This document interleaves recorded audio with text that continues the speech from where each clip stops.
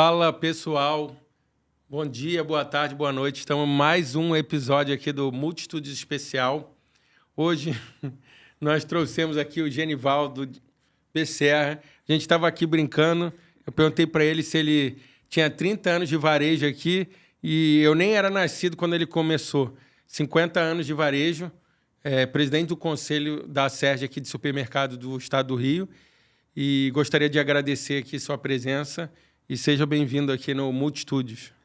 Obrigado, Cássio. Eu que agradeço o convite especial para estar aqui com vocês e falar um pouco sobre o varejo, que é um negócio que me encanta, que faço isso desde pequeno, como diz o outro, né? Comecei pequeno nesse negócio e estou mais de 50 anos em varejo. E, assim, é uma satisfação enorme, porque, assim, cara, eu falo para as pessoas o seguinte, quando você começa no varejo, ele não sai mais de você. É como se tivesse injetado sangue do supermercado na tua veia e você começa a viver isso de uma maneira muito intensa. Então, estou nesse negócio há muitos anos e, assim, eu diria para você que eu não sei fazer outra coisa.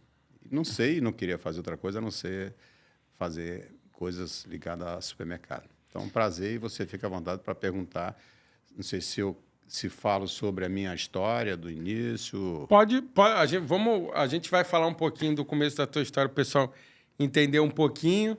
E aí depois a gente vai fazer algumas perguntas que a maioria das pessoas tem vontade e tal, e vai batendo um pouquinho. Varejo, todo mundo... Varejo, como o pessoal fala, é igual técnico de futebol. Todo mundo diz que sabe um pouco. Então o pessoal, não, vou perguntar isso. Então todo mundo quer saber.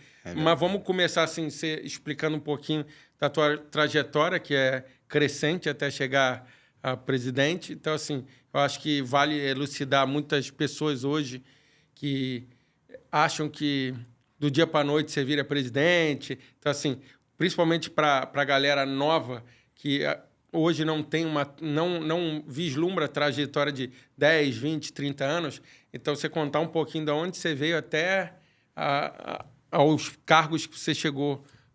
É verdade. Eu comecei lá nos anos 70 em varejo, comecei pelo macro. Antes do macro, eu passei por lojas pequenas de um dono, de uma loja, 2 lojinhas pequenas. Depois fui para o macro, que foi a primeira experiência em empresas grandes, e comecei lá, nessas empresas, eu comecei como repositor, a primeira empresa de varejo, eu comecei como repositor, e fiz toda a trajetória em todos os cargos que passa dentro do varejo, de repositor a presidente, e sempre fazendo o melhor e além daquilo que você é pago para fazer, você é solicitado para fazer, orientado, né? E aí é a diferença que faz na vida de um ser humano que trabalha em varejo ou qualquer outro negócio que você for fazer, você tem que fazer com excelência. Então, desde que eu comecei como repositor, eu sempre procurava fazer o melhor. Então, comecei lá nos anos 70 numa loja pequena de varejo, de pouco check-out, aliás, um check-out só na época, era um check-out, depois foi para 2. E depois fui para o macro, no macro eu fiz carreira, depois tive um tempo bom no macro, comecei lá como encarregado de sair como gerente de área, ou de lojas, que chama. E depois estive na Casa Sendas. A Casa Sendas passei por várias áreas também. Cheguei a diretor de compras, né? Mas passei como gerente geral de loja, comprador, gerente de compras, diretor. Depois saí para a Loja Americana. A Loja Americana eu fui superintendente de lá durante uns 7 anos, na época dos anos 80, né? Com o Beto Sicupira. E depois saí de lá para montar o Continente, que era uma empresa criada pelo seu Joaquim, que era até então dono do Rainha. Fiquei lá também durante muitos anos. Depois essas empresas, Rainha, Dallas e Continente, foi vendida para o Carrefour. Aí saí de lá, voltei para a Casa Sendas, fiquei na Casa Sendas mais um tempo, lá como diretor. E depois saí para montar o Presunic. Presunic, eu fui o CEO do Presunic durante os 10, 11 anos. Durante os 10 anos com a família, depois mais um ano ele foi vendido também para o Grupo Seconsud. E aí eu fiquei lá durante um ano para fazer a passagem de comando para a nova diretoria. Depois saí de lá e fui para o Supermarket Torre, fiquei lá quase um ano também. E depois eu saí e montei uma rede chamada... Aí montei o Costa Azul, o Costa Azul, que era o supermercado, uma rede também de supermercado da família Cunha. E depois saí de lá e montei, antes de eu sair de lá, eu montei a Rede Uno, uma rede de supermercado que tinha 136 lojas, tinha 8 empresas que faturavam aí quase 5 bi na época, né? Estou falando de 2016, 2017. Ficamos lá até uns 3 anos, depois saí, e aí decidi não fazer mais nada, decidi assim, não vou mais operar varejo, eu vou ficar de boa, né? E aí fiquei no conselho da Associação dos Supermercados, já era o presidente do conselho, na época já dirigia lá o conselho da associação, e fiquei como conselheiro de algumas empresas. Hoje eu sou conselheiro de algumas empresas de supermercados pontuais. Mas assim, o que eu me vejo nesse negócio é o seguinte: o supermercado é uma grande porta de entrada para quem quer iniciar e quem quer trabalhar e se desenvolver. Eu posso dizer para você que é o lugar onde você consegue crescer mais rápido do que qualquer outra área que eu conheça nesse mundo. Porque, assim, eu comecei como repositor, em pouco tempo eu fui promovido a encarregado, chefe de área, subgerente, gerente, comprador, gerente de compras, superintendente, diretor e presidente, ao longo desse tempo. Mas eu posso dizer para você, dentro de um supermercado, se você começar como repositor, se você for dedicado, se você fizer a diferença, você consegue ser promovido em menos de um ano. Você consegue sair de uma área de ganhar R$ 1.500, R$ 1.600, que deve ser a base hoje de salário mínimo, que é mais ou menos salário mínimo, um pouquinho mais, e você pode dobrar esse salário em pouco tempo. Então, eu falo para as pessoas, a chance de crescer dentro de um supermercado é muito maior do que você trabalhar em um banco, trabalhar num shopping, trabalhar em qualquer uma indústria, qualquer outro lugar, que a necessidade de mão de obra ela é muito grande, ela é latente. Porque o supermercado eles crescem com a velocidade muito maior do que qualquer outra coisa, qualquer outro varejo. Então, a necessidade de mão de obra ela é tremenda.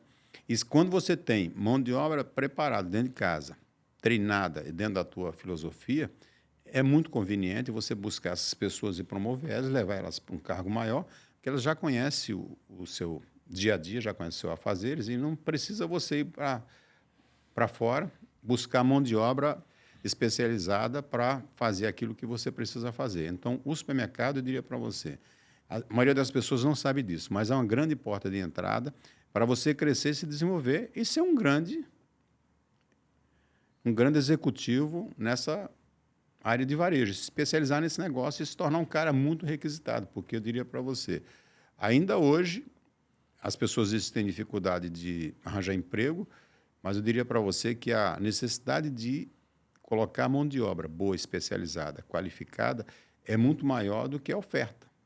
Então, quem está querendo começar um emprego, tipo essa turma do milênio, que está entrando no mercado de trabalho agora, ou recente, ou que vai entrar daqui a pouco, e quiser crescer, quiser se desenvolver, e tiver vontade de trabalhar e ser um cara especialista em varejo, a área certa é supermercado. Mas você não acha que existe uma barreira? Porque, assim, o que eu vejo? Não tem, vamos dizer, o millennial e a galera jovem, às vezes ela não procura. E, assim, eu acho que o pessoal do supermercado, ele não tem uma exposição. Então, ele não incentiva a geração nova a trabalhar no mercado.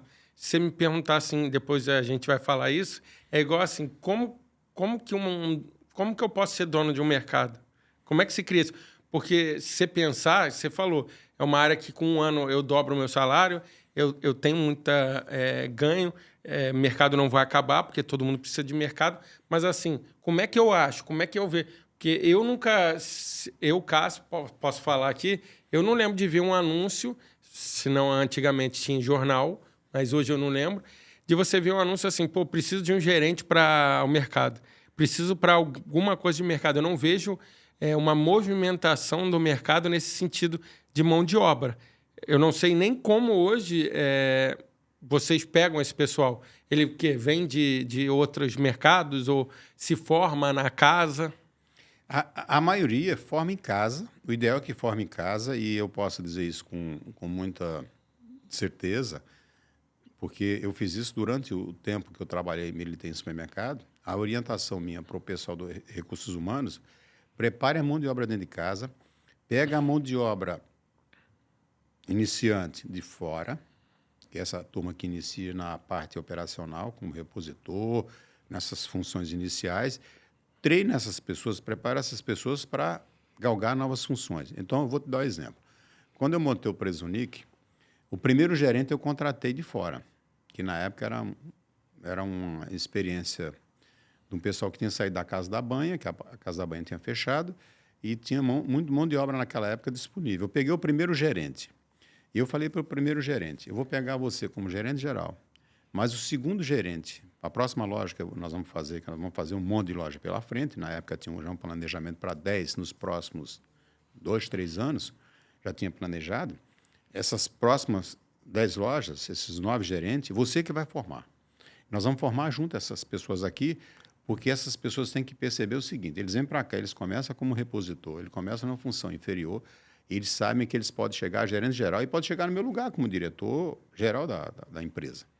Não tem nenhum empecilho, não tem nada que impeça, porque eu cheguei onde estou dessa forma. Eu comecei como repositor e cheguei aqui. Na época, eu era diretor-geral do Presunic. Então, qualquer um pode fazer isso. E aí, eu diria para você, a mão de obra, sempre o pessoal vai buscar. Na época, a gente dizia o seguinte, quer arranjar emprego? Passa em qualquer loja do Presunic e deixa seu currículo na recepção, na área da loja, na área de recepção. Ou com o gerente, qualquer pessoa. Você entrega o currículo ali, o cara pega aquele currículo e encaminha para os recursos humanos. Quando o cara precisa de uma pessoa com aquele perfil, pega esse currículo e chama. Mas chama em funções inferiores, não funções superiores. Porque funções superiores era sempre feito o aproveitamento das pessoas que já estavam dentro da casa, que conhecia a cultura e que fez um esforço para começar, muitas das vezes, com um salário menor do que tinha anteriormente. Ela fez um investimento e aí você colocava essa pessoa nessa função inferior, dizendo o seguinte, olha, você começa aqui como repositor, como encarregado, a primeira oportunidade que tiver, você vai ser um dos primeiros a ser chamado. Então, isso eu diria para você que é feito até hoje. Muita gente faz isso. Tem os recrutamentos externos, mas o recrutamento interno para a chefia, para o comando, para quem ganha mais, quem vai comandar a empresa, é sempre feito internamente dentro de casa. Então, assim, isso eu diria para você que é a prática. Por isso que você não vê muito anúncio hoje nesses mercados chamando, olha, quero um gerente, quero um diretor, quero um comprador, porque eles formam dentro de casa. É muito mais eficiente, eficaz você formar pessoas dentro de casa para tocar o teu negócio do que você trazer essa mão de obra de fora já com seus vícios, com as suas manias e trazer para o teu negócio. Então, você começa com a base, trazendo de fora, forma essas pessoas dentro da tua filosofia, dentro do teu posicionamento, e essas pessoas vão ser preparadas para chegar até presidente da companhia. Tem muitos que chegam a presidente da companhia. Então, isso é o que não funciona. Então, isso não é um caso raro, então. Não, isso ter esse crescimento. Isso é uma coisa da área. Da área, isso é corriqueiro. As áreas, todas as áreas dentro do mercado, elas têm pessoas com muito tempo lá e que cresceram dentro da filosofia daquela companhia e está continuando. Então, é uma história que, se você acreditar e você apostar, você vai ver que realmente acontece. Mas, primeiro, você tem que topar a começar embaixo, porque tem muita gente que diz assim, cara, eu vou dizer, a turma é Z hoje que chama? Geração Z. Geração Z. Então, esse pessoal, às vezes, quer trabalhar pouco, talvez ganhar muito, e muitas das vezes não quer um esforço de começar como repositor, sim. E muitas das vezes trabalhando de domingo a domingo com uma folga semanal, que é 6x1, que é um negócio extremamente agradável. Você trabalhar 6x1, eu diria para você que para mim sempre foi agradável. Para essa turma. O pessoal está querendo ir para o 4x3, eu vi essa semana. 3, que vai quebrar todas as empresas. Se alguém deixar passar isso no Congresso, na Câmara, vai quebrar muita empresa, de varejo principalmente, eu diria para o supermercado. Muitos vão quebrar, muitos vão desistir, porque assim, o 6x1 hoje já não é fácil você manter essas pessoas dando todos os direitos trabalhistas que precisa um empregado. A partir do momento que o governo aprove essa nova medida aí que está sendo sugerido, 4x3, né? Ou 4x3, eu diria para você, poucas empresas vão sobreviver. Em varejo, nessa área de varejo, nessa área de serviço, eu diria para você, com a experiência que eu tenho, poucos vão sobreviver. Então, assim, o índice de desemprego vai ser tremendo e o governo vai ter que segurar isso aí. Eu acho que isso vai acabar não não passando não, que tem um círculo muito grande. Mas, vamos lá, uma pergunta corriqueira é: dá para você ser dono de um mercado? Como é que funciona? Uma pergunta que todo mundo se pergunta: pô, como é que é? Eu tenho condição financeira, pô, como é que eu faço para abrir um mercado? Qualquer um pode ter um mercado? Como é que... Pode, qualquer um pode ter mercado, desde que você tenha grana e você tenha recursos para montar um supermercado e manter ele durante um certo tempo sem dar lucro, porque quando você monta uma loja dessa, qualquer loja de mercado, muitas das vezes você tem que contar que você tem que ter uma despesa durante ali, tem que ter uma retaguarda de 1 ano, mais de 1 ano, para maturar aquele negócio e começar a dar lucro. E você tem que gostar do negócio, porque o supermercado é um negócio bastante trabalhoso. Ele não é um negócio fácil. As pessoas olham de longe, de fora, né? Esse negócio é muito fácil. É ter dinheiro, comprar uma loja, montar uma loja, botar as pessoas para trabalhar. Não é bem isso. Tem todo um processo de retaguarda por trás disso, que antecede essa inauguração e que tem que ser levado em conta. Mas diria para você que não é um negócio difícil, é um negócio viável, desde que você goste de fazer e você esteja preparado para trabalhar, muitas das vezes, de domingo a domingo e ser bastante esforçado no negócio. Mas eu diria para você que é fácil. Não é um negócio impossível, é um negócio factível. Acho que é fácil também, não é. As pessoas acham o seguinte: o cara de mercado ganha muito dinheiro, que não é verdade, não ganha muito dinheiro porque a margem é pequena, é apertada, e que tem que trabalhar, tem que estar equilibrando os pratos ali para esse negócio dar lucro e manter aquelas pessoas empregadas. Então, vamos falar de números. Eu já escutei alguns, mas a gente vai bater aqui. Quanto que custaria para abrir um mercado em média assim? Eu tive conversando com gente ligado ao atacadão, essas coisas, essa linha atacarejo, que é maior ainda. Mas assim, vamos para a gente exemplificar um pouco o número. Quanto você... Mais ou menos, eu sei que não é exato, porque mais ou menos. Então, pensa numa loja tipo Atacadão, Açaí, esses caras grandes, acima de 50 milhões para inaugurar uma loja.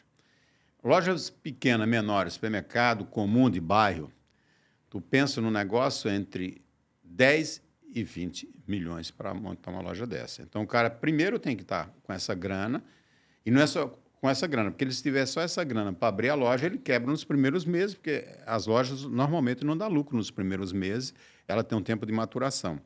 E aí você tem que ter grana para manter um certo percentual de despesa durante um período, pelo menos, de 1 ano, para você conseguir isso. Mas o número é grande, não é um número pequeno, é um número grandioso. E as pessoas assim, mas é fácil. E a margem? A margem é pequena. A margem, eu diria para você, vai de 1%, no máximo 6%.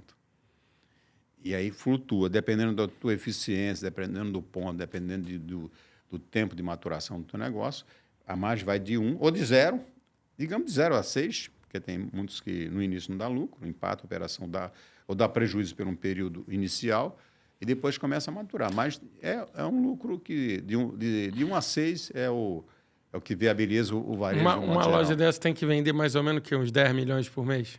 O ideal é que para você ter lucro numa loja pequena, eu diria que você começa a ter lucro a partir de 3 milhões de reais. Mas um negócio bom, acima de 10 milhões, para você ter uma operação equilibrada, lucrativa, para você crescer e ficar feliz, a loja ideal é que venda acima de 10 milhões. E não é fácil você conseguir hoje montar loja em qualquer lugar, com essa concorrência que tem a quantidade de lojas, para você vender 10 milhões. Os caras almejam isso, mas muitas das vezes leva anos para você conseguir chegar a esse ponto. Eu tive reunião com o pessoal ligado a atacarejo e eles falaram assim, hoje também tem muita complexidade por causa do valor do aluguel nessas operações. Pela margem, ela tem que ser tantos % do aluguel, porque, que nem você está falando, se você está apertado de 1 a 6%, dependendo de quanto for, o aluguel faz muita diferença, porque ele já larga e parece que é 10 mil metros, né? É o tamanho mínimo. 10 mil metros. De 8 a 10 mil metros a área de venda de um atacarejo. Em média, de 8 a 10 mil metros. Então, tu pensa num aluguel com percentual acima de 1,5% sobre venda. Então, se tu ganha 4%, se tu tirar 1,5%, 2%, entre 1,5% e 2%, já cai pela metade, a metade vai só para o aluguel, que é hoje, talvez, o segundo, porque a maior despesa de um supermercado é a folha de pagamento. Pessoas. Pessoa. O pessoal é o que mais pesa. Em segundo lugar, com certeza, vem o aluguel e talvez depois a energia. Então, se você olhar tudo isso, é um negócio grandioso. E assim, eu digo para as pessoas o seguinte, o cara que topa montar um supermercado, ou topa montar qualquer negócio, esse cara é um herói quando a gente fala de um país igual ao nosso, onde o empresário ele é sempre arrochado o tempo todo, encostado na parede para cada vez mais ficar numa dificuldade maior. E esse cara é um herói. Por quê? Esse cara começa... Se você pensar numa loja que você vai abrir uma loja para vender 10 milhões, você, como dono, Cássio, você já começa todo mês devendo 2 milhões e meio. Você começa o primeiro dia do mês, digamos agora em março, você começou março devendo acima de 2 milhões. 2 milhões, dependendo da eficiência desse cara, mas acima de 2 milhões ele começa devendo. Então, olha só, ele já começa no primeiro dia de venda, de operação, devendo mais de 2 milhões de reais. E ele tem que vencer o mês para ele pagar aqueles mais de 2 milhões de reais e pagar mais todas as outras despesas, contas. as outras contas que vão chegar e que ele não sabe se vai sobrar alguma coisa no final do mês, porque só quando chega o final do mês que faz o fechamento é que ele vai verificar se sobrou alguma coisa para ele, que pode ser 0, pode ser 1, pode ser até 6. A mais de 6, eu diria para você, poucas. Tem redes no Brasil hoje que conseguem uma margem melhor, mas são raros. São raros e eu diria para você que é um negócio que hoje você não encontra com facilidade empresas que têm uma margem maior do que isso. Todo mundo almeja, mas não consegue alcançar esse objetivo. Então, esses caras são os heróis. Esses patrões que começam o negócio todo mês devendo já uma fortuna, que chega no final do mês tem que pagar todas aquelas contas todas que são contraídas ao longo do mês, querendo ou não querendo, elas vêm. Tendo venda ou não tendo venda, elas chegam, né? Como você já sabe são bem disso. compromisso. Só compromisso. E assim, e muitas das vezes ainda você tem empregado que odeia esses caras. Ainda hoje tem. Empregado que odeia o patrão. Você conversa com algumas pessoas, eu odeio meu patrão, que é isso, porque não me dá isso, não me dá aquilo, não me dá isso, aquilo outro. Eles não têm noção do que está nas costas daquele cara, todo mês, começando o mês, para gerar aquele emprego para esse cidadão que é infeliz com esse patrão, já devendo milhões de reais. E o governo chega no final do mês, ele quer o dele, independente se você vender ou não vender, se você tem lucro ou não tem, ele quer a parte dele. Não é nem só o governo, todo mundo quer, né? Todo mundo quer, inclusive o empregado, ele quer o salário dele no final do mês, na conta dele, tudo direitinho. Mas ele odeia esse patrão. Eu sempre falo para as pessoas, quando você trabalha num negócio que você não ama o patrão, você tem que tomar atitude, sair desse emprego e buscar outro que você vai amar esse patrão e você vai amar o que você faz. Porque se você faz alguma coisa e você não ama o que você faz, e muito menos o patrão que gera recursos para pagar o teu salário no final do mês, você tem que trocar de emprego. Você não tem que esperar que o cara mande você embora para ir buscar outro negócio. Ficar esperando que seja demitido para pegar o tal do salário de desemprego que é almejado por muita gente. Então, cara, sempre eu, ao longo da minha vida, quando trabalhei em algumas empresas que eu não estava feliz, dizia para as pessoas, muito obrigado, eu encerro aqui meu compromisso com vocês e vou à luta, e vou buscar outro negócio. Porque quando você não está feliz, você torna todo o ambiente infeliz e você contamina as pessoas que estão em volta de você.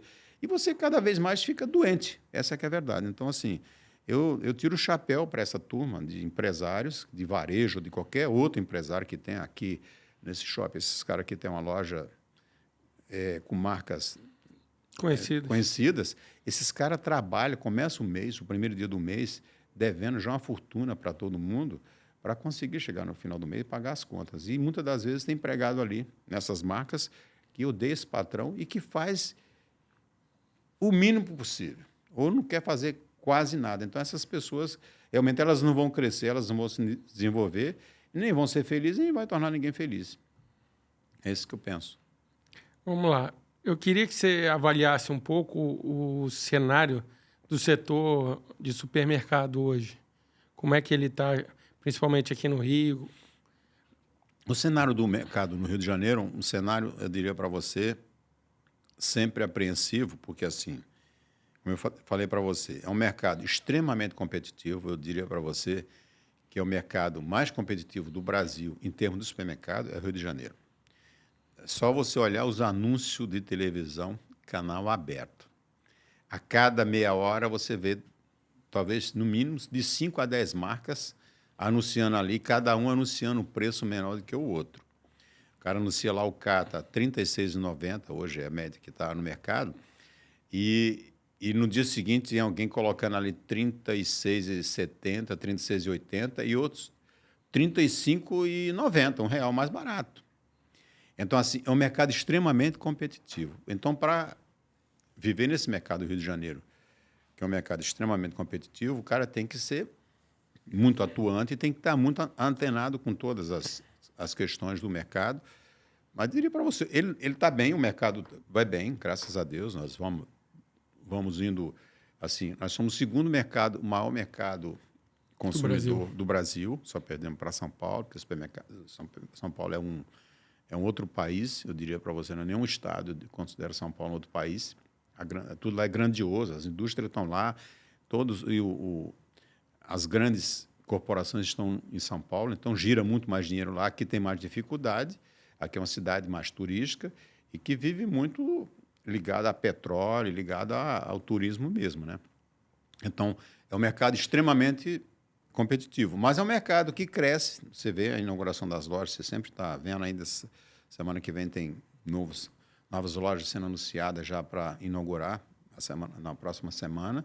Então, eu diria para você, próxima semana não, essa semana tem uma rede aí que está inaugurando lojas, então vai ser anunciado. Então, assim, é um mercado que cresce e se desenvolve, então ele vai bem, obrigado. Mas é um mercado extremamente competitivo e difícil de atuar. Mas por que a gente tem essa peculiaridade? Você falou que no Rio ele tem algum... O que a gente tem de diferente para ser mais acirrado, que nem você falou, ter essa briga ponto a ponto, ou então real a real no produto? Ela tem alguma...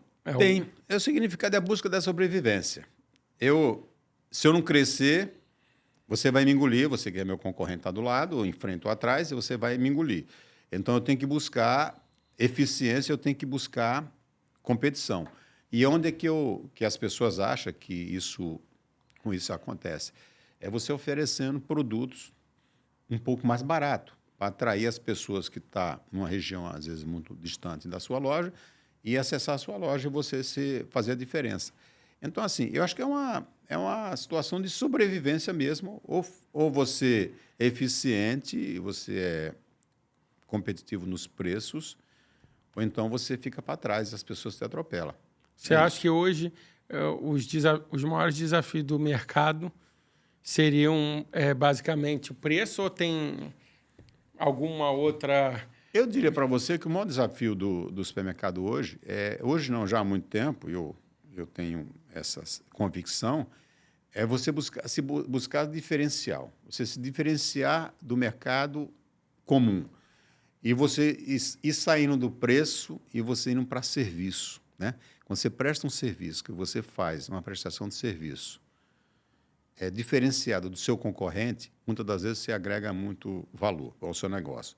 Então, tem marcas hoje no Rio de Janeiro, diria para você, talvez 1, 2 marcas, 3, não mais do que isso, que não anunciam em televisão e que as lojas vivem sempre cheias, com movimento bacana, ganha dinheiro, mas eles se diferenciaram em quê? Em serviço. Primeira coisa, assim, a proposta que esses caras têm é o seguinte: você entra na minha loja e você vai encontrar 6 mil itens, 7, 8, 10 mil itens.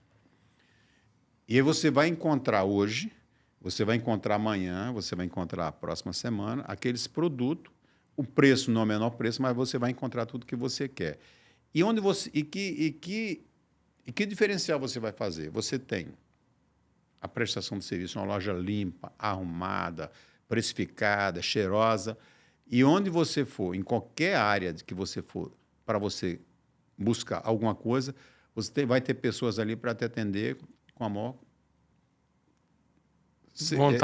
vontade de dizer assim, cara, seja bem-vindo aqui e eu vou te atender da melhor forma possível. Então, eu diria para você que o grande desafio de todos, dos varejistas, é ir saindo um pouco do preço, se diferenciar por preço e se diferenciar por serviço, que tem algumas marcas que fazem no Rio de Janeiro e faz com muita qualidade, faz com muita precisão.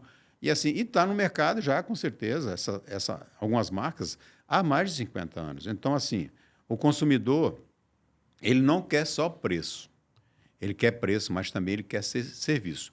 Mas entre os dois, entre preço e serviço, eu acho que se você servir melhor, com qualidade, dentro daquela cordialidade que o consumidor quer encontrar, você vai se diferenciar e o consumidor não vai deixar de comprar na sua loja porque você vai estar vendendo talvez 1 quilo de alcatra.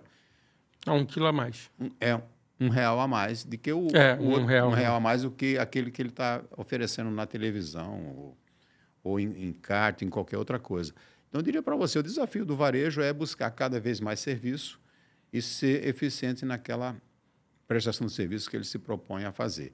Agora, assim, muitas das vezes, você é atraído para algum supermercado por um preço que é anunciado na televisão.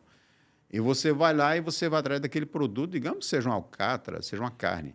E você chega lá, você está com uma lista de 10 produtos para comprar, ou 15 produtos. E você chega nessa loja e você não encontra o que você queria, além daquela oferta que foi feita na televisão. E aí você vai ficar frustrado. Na próxima chamada, talvez você busque uma outra bandeira para comprar, que você quer encontrar aqueles 10 itens, aquela lista de compra que você tem na mão, e você quer entrar em uma única loja e se abastecer ali e ser bem servido. É isso que faz toda a diferença. O consumidor acabou mudando o hábito dele nos últimos tempos e também veio essa diferença hoje que tem o mercado digital e tal, tem aplicativo de mercado e tal. Como você acha que o setor tem se adaptado a isso? Como que está essa divisão entre o digital e o físico no mercado? O físico ele continua com a sua qualificação diferenciada, como eu te falei, quando ele começa a prestar um serviço adequado. E o digital, ele cresce mensalmente, mas se você olhar o digital e olhar o físico, a diferença é enorme. Então, eu diria para você, loja física ela vai sempre existir, e aí você vê o movimento de algumas empresas que começaram só no digital e já foram para a loja física, porque o cliente gosta de ter experiência. Nada melhor do que você entrar numa loja, sabe, física, limpa, arrumada, cheirosa, sabe, adequada, e você encontra tudo e você vai conseguir interagir com os produtos que você quer escolher, você mesmo quer escolher, e que o atendimento é extremamente diferenciado. Então, eu posso dizer para você, o digital ele vai continuar crescendo, mas ele tem um limite de crescimento, e o físico ele vai ser sempre preferencial, diria para você, porque muitas das vezes as empresas que foram obrigadas, principalmente na época da pandemia, a ir para o digital, que até então muitas não tinham, na época da pandemia, obrigou todo mundo a ir para o digital, e foi todo mundo, diria para você, todo varejo hoje está no digital, mas muitas das vezes a operação ainda não é uma operação muito eficiente. Pegando esse gancho aí para não deixar passar, o que eu acabo vendo? O mercado grande, talvez ele tenha esse negócio dos aplicativos e tal, e algumas pessoas peçam em casa.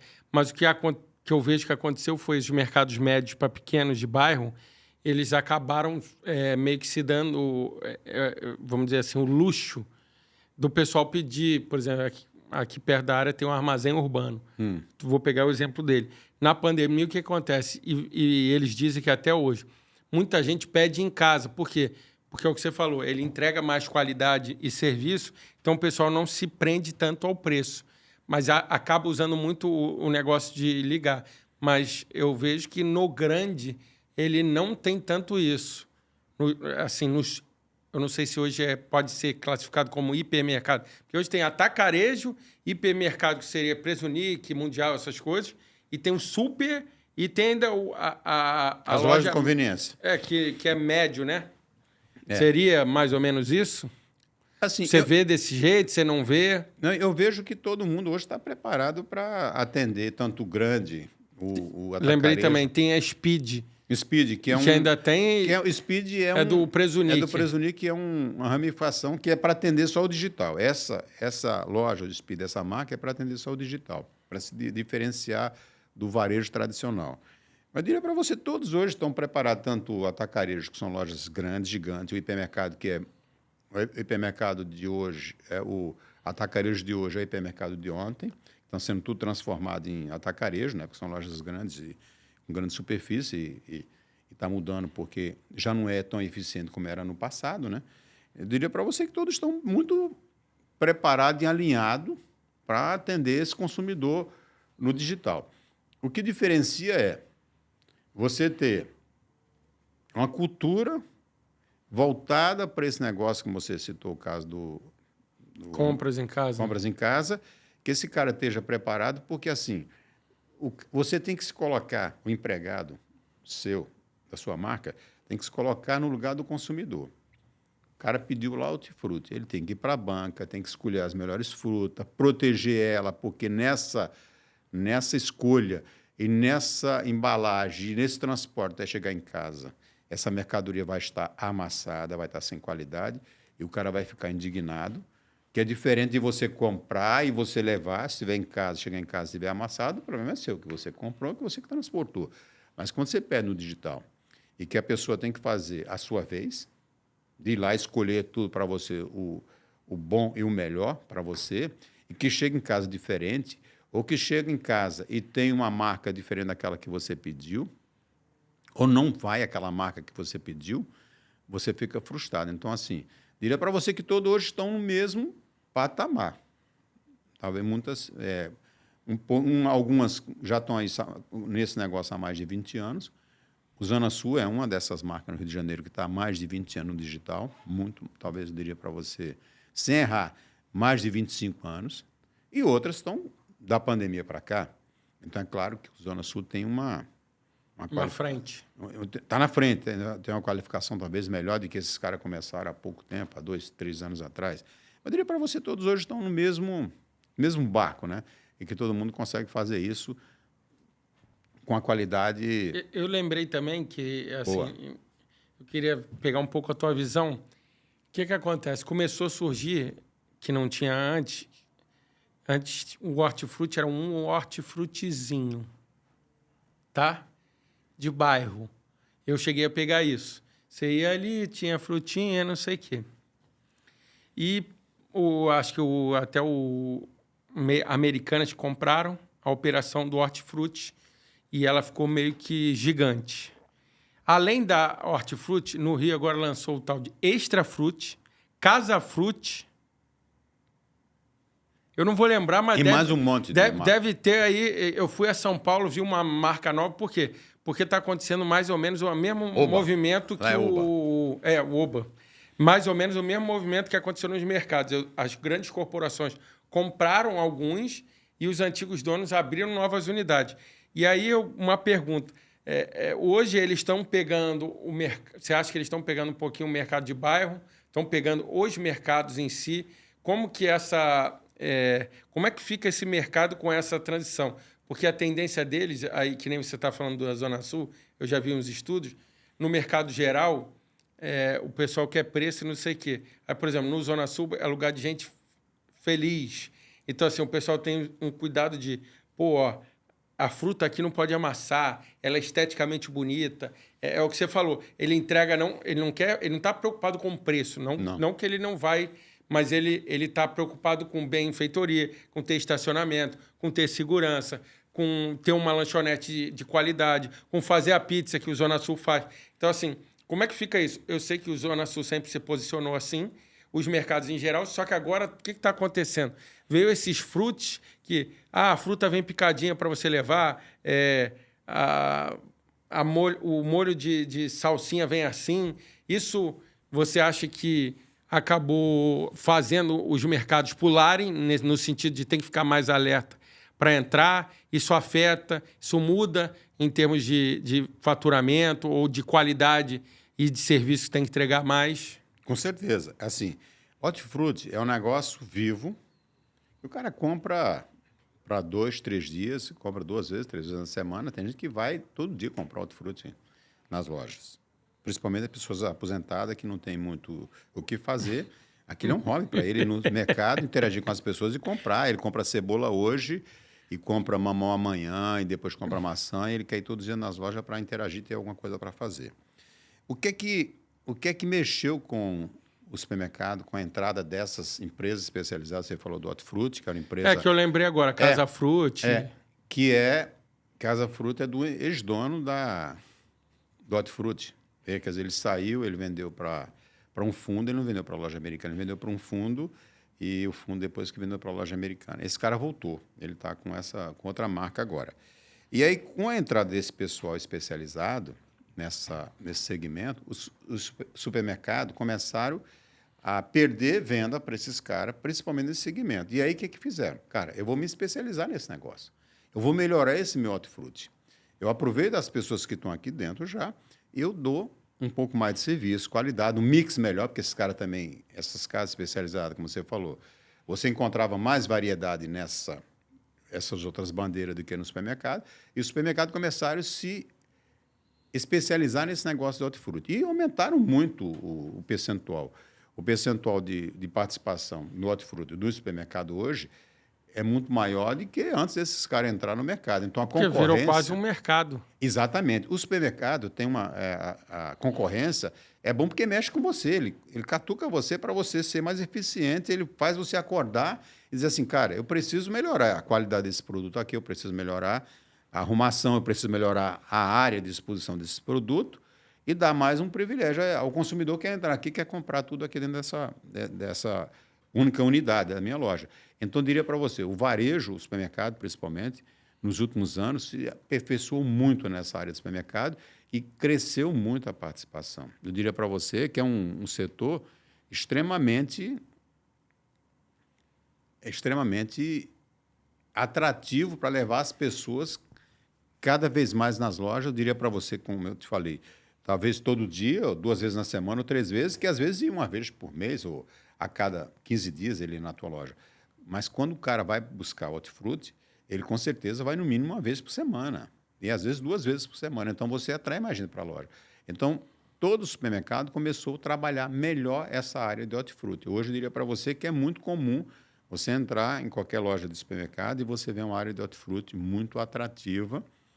Os preços não é o principal, eu diria para você. Essa é uma área que eu debato muito com as pessoas sobre isso. O preço não é o mais atrativo. Eu diria para você que a qualidade, a arrumação, o sortimento ali é muito mais importante do que o preço. É claro que eu diria para você, por exemplo, o Zona Sul, como eu falei para você, o Zona Sul não trabalha por preço, ele trabalha por qualidade. É claro que ele também não pode perder o foco de um supermercado perto dele estar vendendo uma tomate, cebola e batata, que são os produtos que mais levam o consumidor na loja, e os caras estão vendendo, vamos dizer, 1 quilo a R$6, ele está vendendo a 10. Mas se o cara estiver vendendo a 6, ele vender a 7, 7 e pouco, ou 6 e pouco, ele não vai perder o consumidor por conta disso. Ele não pode perder a noção de preço, porque preço, tanto o cara rico como o pobre, ele olha preço. Ele não olha o seguinte, eu aqui no Zona Sul... Vou trocar de mercado por causa de R$2. R$2 e aquela história da carne. Eu não vou trocar por causa de R$1, por causa da carne. Mas se eu estou comprando no supermercado e eu vejo que o tomate é R$6, o Zona Sul me vende a 10, eu não vou comprar o tomate do Zona Sul, eu vou comprar nesse mercado aqui. Mas se os preços estão muito próximos, e eles olham isso, eu estou te falando porque todo mundo olha isso, porque ninguém é louco também de desconhecer o preço que existe no mercado de todos os produtos que você comercializa. Mas dentro de um preço justo, o cara não troca. Baseado nisso aí, a gente entrou aqui, eu tenho umas 2 perguntas que surgiram aqui. Uma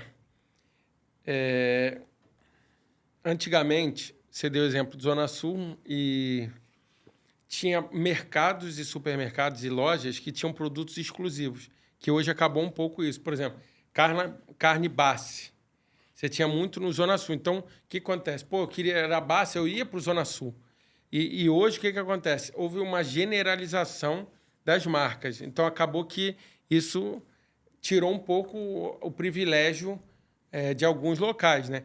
Tudo bem que nem você falou, que com a adoção do hortifruti dessas coisas mais fáceis, ele faz com que a pessoa vá mais no mercado, então gera mais compra, porque tu vai lá e compra. Mas isso não foi sempre assim, né? Antigamente, eu não sei o que mudou para que hoje todas as lojas hoje têm gôndolas específicas, de marcas, mas todo mundo acabou pegando todas as marcas. Isso é uma coisa de exclusividade que já teve? Isso foi acontecendo por causa do mercado? O mercado vai conduzindo você para isso, porque você falou do caso da Basf. A Basf, antigamente, era um volume pequeno, porque o preço era muito diferenciado das demais, e esse cara quis entrar no mercado. E aí as portas, com certeza, deveriam estar fechadas na maioria dos mercados para ele. E o mercado disse assim, cara, eu coloco aqui, mas eu quero exclusividade de 6 meses, 1 ano. E aí o cara deu. O cara não conseguia, ia na tua porta, batendo na tua porta, você não abria. Ia na minha, não abria. Na do Hélio, o Hélio não abria. Aqui, não abre. E aí o que acontece? O primeiro que abre, o cara diz assim, eu abro, mas eu quero uma exclusividade. Isso existia muito no passado.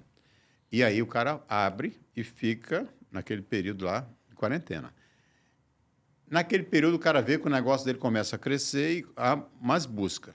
E o cara tem 1 ponto só, 2 pontos. O cara pode colocar em 10 pontos. No Rio de Janeiro, cara, a partir de hoje eu não te dou mais exclusividade. Se eu quiser manter meu produto, a minha carne aqui no teu mercado, eu vou continuar te vendendo. Mas se você quiser exclusividade, eu estou fora porque eu vou vender para mais 10. E aí é a questão do volume. E aí isso ocorreu naturalmente.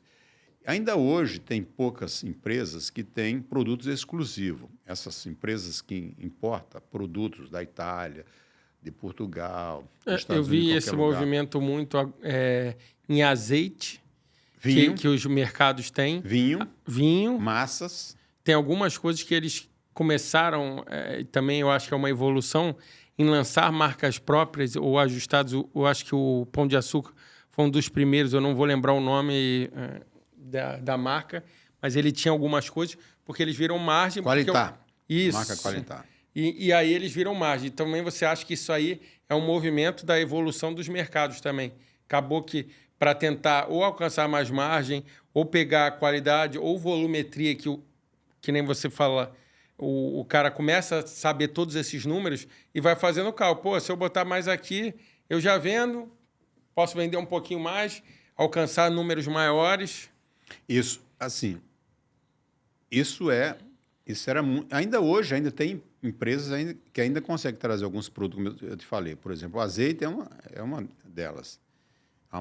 É um produto que tem algumas marcas exclusivas para determinado mercado no Rio de Janeiro, só eles que traz, porque isso desenvolveu lá fora e lá fora é muito comum você chegar para uma indústria e você falar o seguinte, eu quero essa caneca preta, mas quero exclusividade dela para minha marca Cássio. E a indústria lá faz e manda só para você.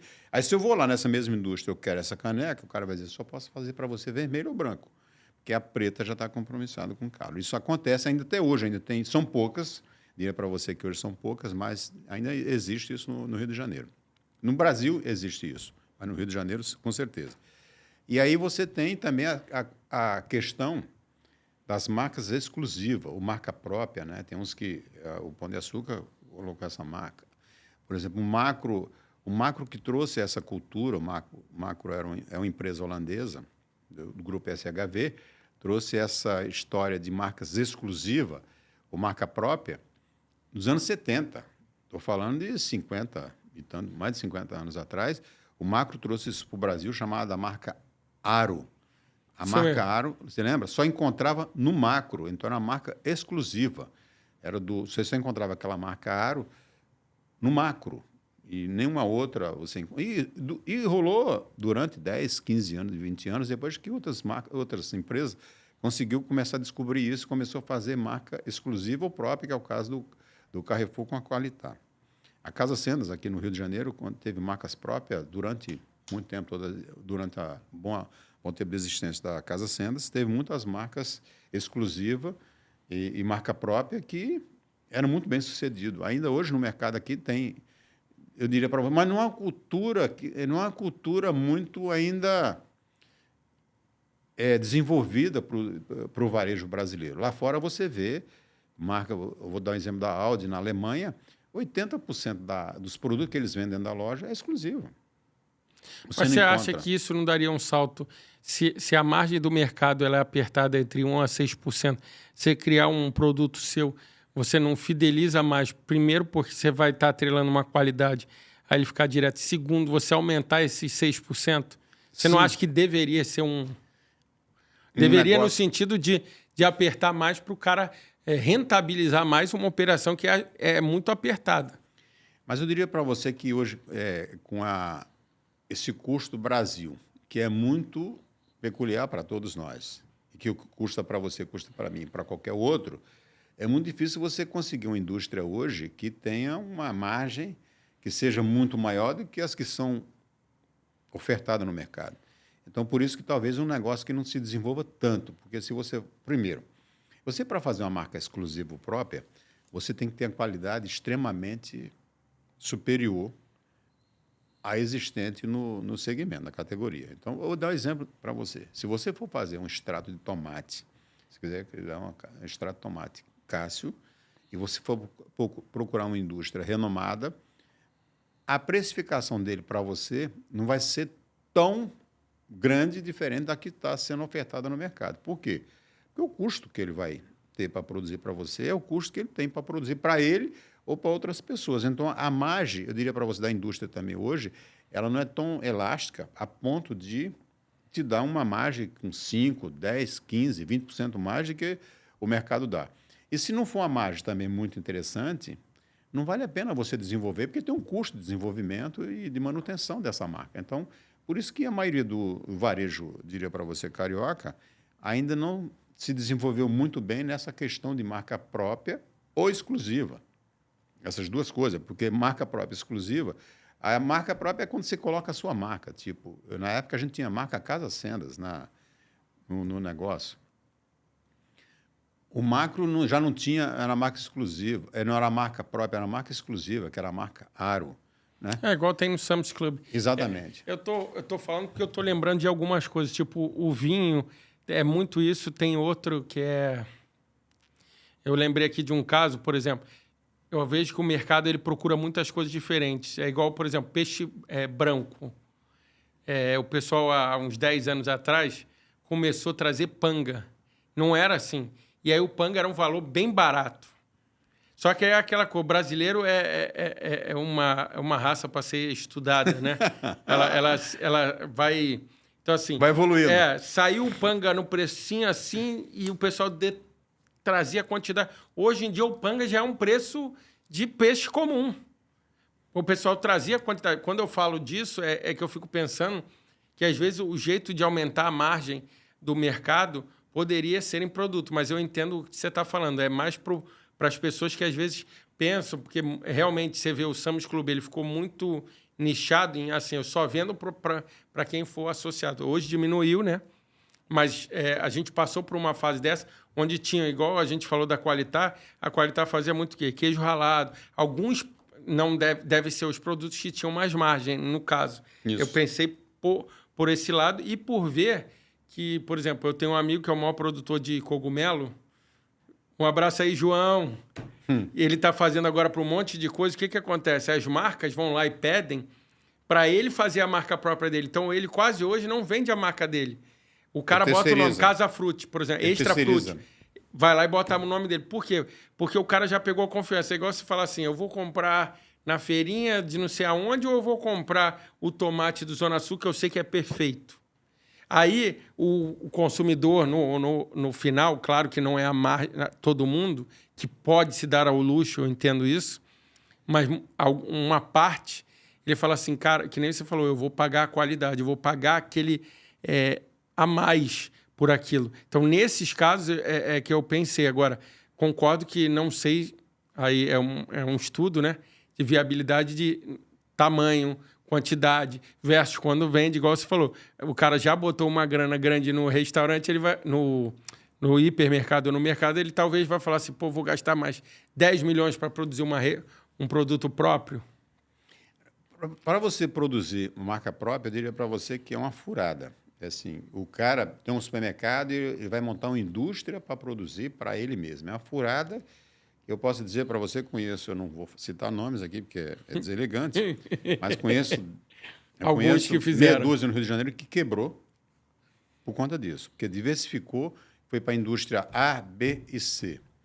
O ideal é que, se você tiver na cabeça que você precisa ter uma marca própria, uma marca exclusiva, você tem que procurar um parceiro terceirizar, tipo esse amigo do cogumelo. Procura esse cara. Quero que você produza cogumelo para mim de A, B ou C. 200 ml, 200 miligramas, de 500 ou de 1.000 e acabou. E eu vou te pagar o preço e acabou. Porque se você for partir para industrializar, montar indústria, e você ser um industrial, para produzir para você mesmo, como muitos no passado, colocar isso na cabeça. Eu tenho um supermercado, eu vendo muita carne, eu vou comprar um frigorífico. Montar um frigorífico e eu vou ganhar essa mágica que o frigorífico ganha. É ilusão. É ilusão porque, assim, uma coisa é tu produzir para você com 100 lojas, outra coisa é o cara que produz para 1.000, 10.000 lojas. Então, assim, é ganho de escala. Então, eu diria para você, para ir para a industrialização, diria para você que é a maior furada, e muitos que foram se ferraram com isso, e quebraram, perderam seus negócios, e mudaram ou saíram do negócio enquanto deu tempo. Mas, assim, se você tem na cabeça de terceirizar, de fazer marca própria, marca exclusiva, vai para a terceirização. Tem muita gente boa no mercado, muitas indústrias que produzem para muita gente, tem muitas pessoas que produzem para essas marcas, Burger King, McDonald's, Girafas e outras marcas extremamente... Rei do Mate. Os caras produzem exclusivamente para esses caras. Então, assim, e são muito bem-sucedidos. Mas não vá juntar as suas duas coisas. Você é varejista e quer ser industrial ao mesmo tempo. Você vai se ferrar porque, assim, a banda não toca da mesma forma. Uma outra coisa que eu estava pensando aqui no que a gente conversou no mercado de hoje, os mercados teve o extra fruit, essas coisas e tal. No passado, aí você pensa assim, pô, tá difícil aqui. Mas eu pensei assim, no passado, o que tinha? Tinha açougue, tinha padaria diferenciada, tinha mercearia, tinha outras coisas. Então, assim, a gente acaba passando o tempo e tem os mesmos, assim, os percalços parecidos, mas com estilos diferentes.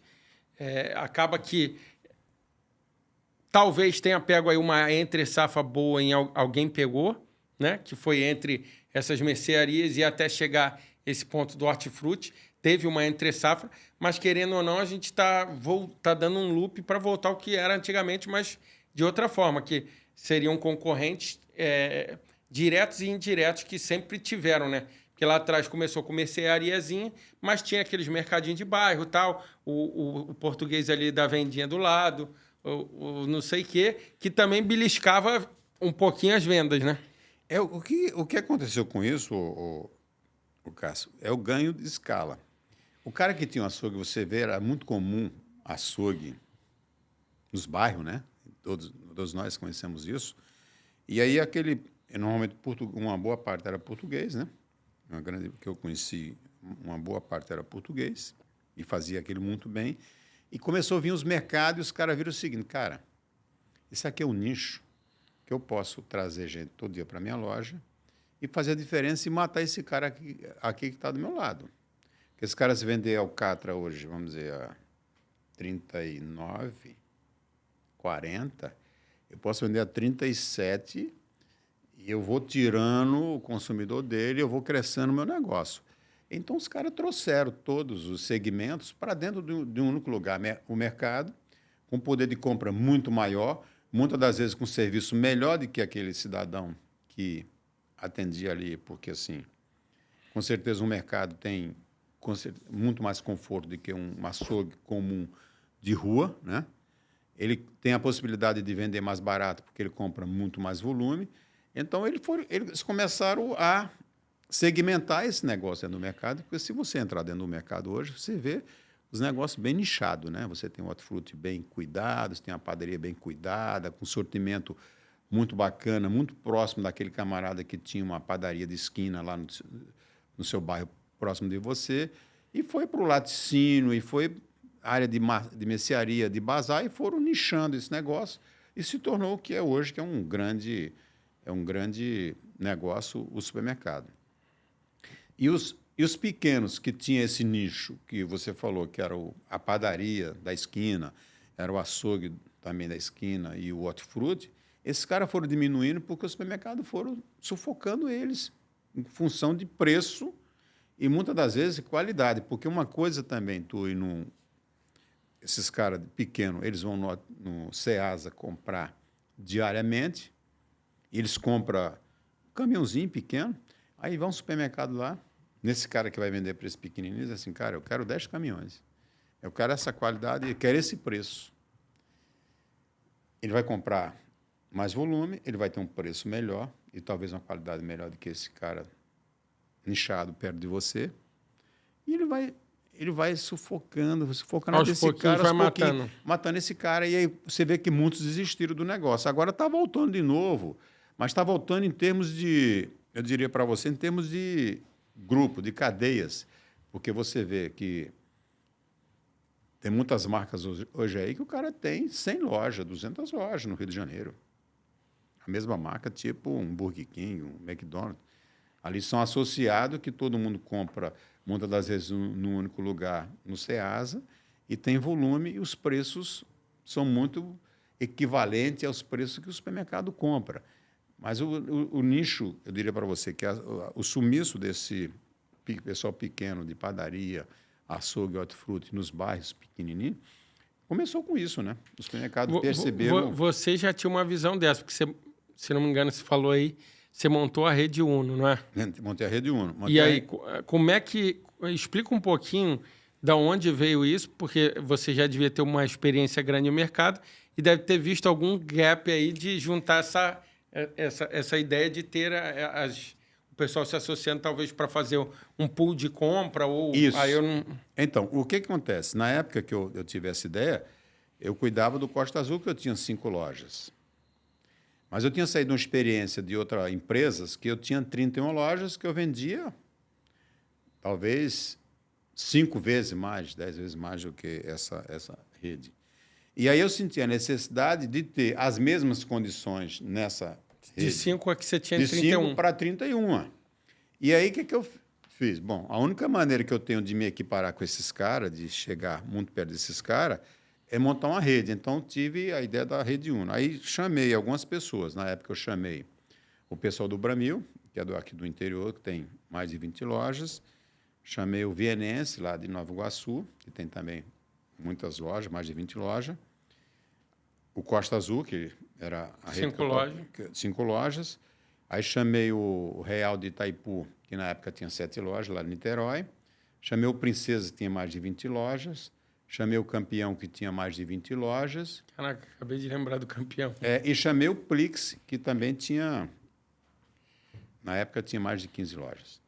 Então, assim, formamos um grupo ali de... Aí o Intercontinental também. O Intercontinental veio junto com a gente nessa época. Então, a gente tinha 8 empresas com 136 lojas espalhadas em todo o estado do Rio de Janeiro, todo o estado, muito pulverizado, uma capilaridade maravilhosa, que vendendo muito mais do que muitas redes que vendem hoje individual. Então, eu juntei essa turma e apresentei para o fornecedor. Tem esse negócio aqui, 136 lojas, o faturamento é acima de 4 bi, quase 5 bi, e queremos condição especial. E aí, aquilo foi música nos ouvidos da indústria, né? Caramba, eu vou vender num único lugar para 136 lojas, pulverizado em todo o Rio de Janeiro, a capilaridade era muito grande. Então, assim, aí começamos o trabalho, montamos uma estrutura, tudo direitinho, uma estrutura de rede, fomos para a televisão. No início, a gente não foi para a televisão, mas em algum momento, 6 meses depois, fomos para a televisão, e se tornou um negócio de sucesso. E, assim, foi muito bem sucedido. E aí, eu acho que é isso que acontece com esses caras pequenos, que têm poucas lojas, que estão em alguns bairros e que não têm capacidade de volume, não têm capacidade de negociação. Eu acho que a saída é se juntar com outras pessoas que têm a mesma demanda que eles têm, se juntar se torna um negócio grande, como hoje vai essas marcas aí que tem. Mas você acha que hoje ainda pede esse movimento? Ainda pede, hoje tem espaço no Rio de Janeiro para esse movimento, para ser criado outras marcas, outras bandeiras, para se juntar e sobreviver, porque esses caras que estão nessas marcas grandes e famosas, eles vão cada vez mais crescer, se tornar cada vez mais forte e se tornar mais competitivo. E os pequenos, a tendência é ir cada vez mais sendo sufocado, porque assim, eles têm duas saídas. Vão ganhar menos, porque eles têm que ser competitivos no preço e no serviço com esses caras que têm muitas marcas, muitas lojas, ou então vai sair do negócio, vai passar para alguém para continuar tocando negócio, porque a concorrência ela é acirrada e ela bate na porta todos os dias. Então, você tem que pensar em se adequar com a realidade nova do mercado, né? Uma pergunta é, como a inflação e a variação do preço, você acha que isso afeta no setor de mercado? Isso afeta diretamente, porque quanto mais aumentar a inflação, mais difícil fica de você vender. E você, principalmente com relação ao volume, você vai vender menos volume. As pessoas vão comprar menos. Não sei se você já viu esse comentário, que antes o cara ia na loja e comprava o supérfluo, hoje não vai na loja e compra mais supérfluo, ele compra só o básico, porque ele só tem dinheiro para comprar o básico. Então, a partir do momento que essa questão de preço ela seja crescente, menos dinheiro o consumidor vai ter no bolso para comprar e vai comprar menos produtos, principalmente aqueles que você precisa vender com margem, né? Uma outra situação é como você viu assim, o impacto que a geração de emprego e a geração de economia, o mercado faz parte. Assim, você tem números, assim, mais ou menos, de número de funcionários, porque o mercado, querendo ou não, ele gera um fluxo muito grande de dinheiro, principalmente para o estado do Rio, né? Ele é tantos por cento, provavelmente, do PIB do Rio de Janeiro. Você tem um número aproximado? Não tem esse número aproximado, mas eu diria para você que o supermercado é o maior gerador de emprego do estado do Rio de Janeiro. E no Brasil, a gente é o maior gerador de emprego no Rio de Janeiro. Eu posso dizer, no Brasil, no Rio de Janeiro não tem esse número de cabeça, mas no Brasil a gente é em torno de quase 10% do PIB. Então, é um negócio extremamente gigantesco. Então, a gente é um grande gerador. E eu diria para você, a gente é a primeira porta de emprego para esse povo que está começando no mercado de trabalho. Então, é um negócio extremamente gigantesco e importantíssimo para a população. Você acha que hoje, no setor, o pessoal incentiva os pequenos produtores e fornecedores locais? Existe, por parte do mercado em geral, esse movimento? Sim, existe. Isso é um movimento que já é feito há muitos anos, já no Rio de Janeiro, para incentivar os pequenos produtores a ter condição de vender para o supermercado e se desenvolver e se tornar grande, né? Com certeza. Isso está no sangue do varejista. Quem não tem isso no sangue, eu diria para você que, com certeza, não é bem sucedido, porque se você não fizer isso, muitas das vezes, você não vai ter um diferencial no seu negócio. Vou falar um pouquinho de sustentabilidade, porque de um tempo para cá o pessoal começou a cobrar saquinho de coisa e tal. Então, assim, o supermercado hoje, você acha que eles estão... Isso foi meio que uma pressão, eu acredito, mas eles começaram a investir mais em prática sustentável. Você teria alguma coisa, você pegou essa época, o pessoal, antes a gente podia levar quantos sacos quisesse, tem várias coisas hoje, tem saco reutilizável, tem supermercado que dá caixa de papelão. Eu diria para você, eu participei ativamente desse negócio, desse movimento, e fomos conversar algumas vezes com o pessoal do governo e da política para desenvolver essa prática de colocar menos sacola plástica no mercado, que leva 30 anos, tem uns que falam 30 anos, tem outros que falam mais de 30 anos para se recomposição. Decompor. Exatamente. E a gente conseguiu, já junto com o governo e com principalmente o pessoal da Câmara de Deputados no Rio de Janeiro, no estado do Rio de Janeiro, para diminuir essa sacola plástica para ela durar menos tempo.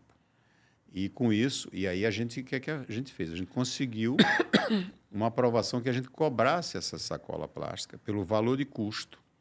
E isso a gente conseguiu diminuir mais de 50% do consumo de sacola plástica. Hoje a gente tem uma redução gigantesca de sacola plástica sendo jogado nos lixos aí da vida, nas ruas e nos bueiros e nos rios e no mar também.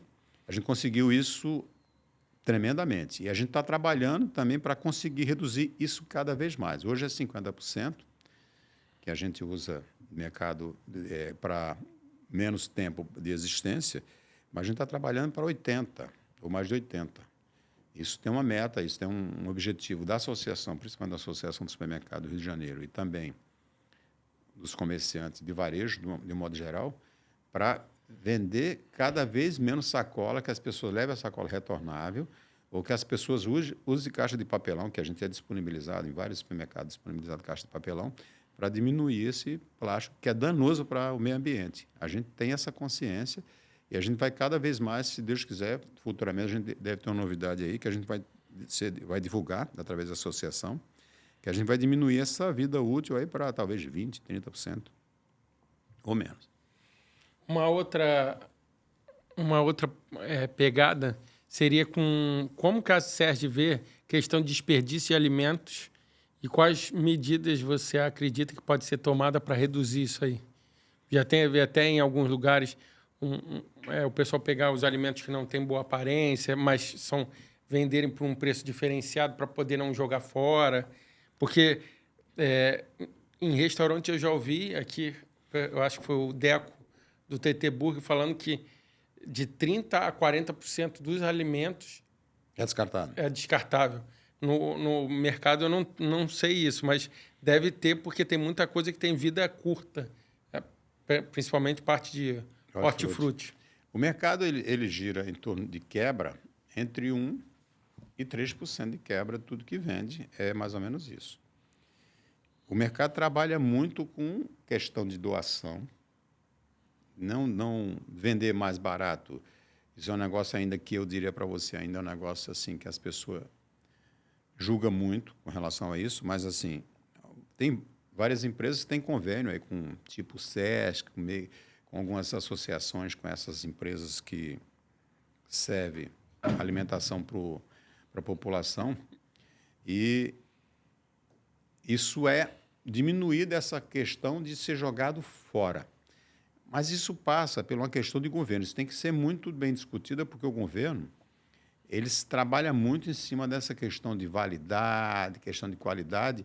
Então, tem muitas empresas ainda hoje que têm preocupação em pegar esse alimento e doar esse alimento para alguém e ter depois uma punição em cima disso. Então, eu diria para você, o governo está se movimentando com relação a isso, a Associação do Supermercado trabalha em cima disso, para a gente tentar ter a liberdade de pegar e fazer isso com uma doação, pegar todos esses alimentos que é impróprio para a venda, por questões de apresentação, uma mercadoria quebrada, furada, amassada, mas que ela é boa para o consumo, e fazer uma doação, e o governo dá uma condição de isenção de você abater aquele imposto de renda, fazer alguma coisa. Eu diria para você que isso é um movimento muito forte, e tem muitas empresas hoje no Rio de Janeiro que já fazem essa doação para instituição de caridade aí, que alimenta a população. Isso já está bem difundido.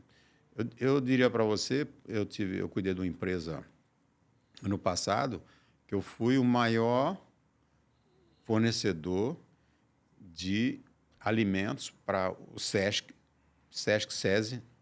que ele pegava esses produtos que estavam impróprios para venda, né, mas bom para o consumo, eles transformavam em alimentos e faziam doação para as instituições. Fui, durante muito tempo, um dos maiores fornecedores, eu não sei se ainda hoje eles continuam fazendo, mas durante o tempo que eu estive lá, eu fui um dos maiores fornecedores para esse Rio Banco de Alimentos, que chama-se Rio Banco de Alimentos, que é do SESI e SESC, né?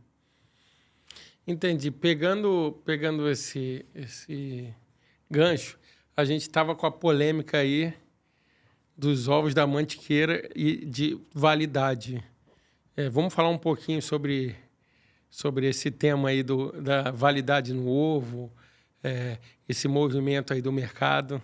Esse movimento, eu diria para você que ele começou muito forte, e já tinha data agora em abril para começar, mas a Câmara dos Deputados voltaram atrás, sabiamente voltaram atrás, porque isso você mata muito médio e pequeno produtor de ovo.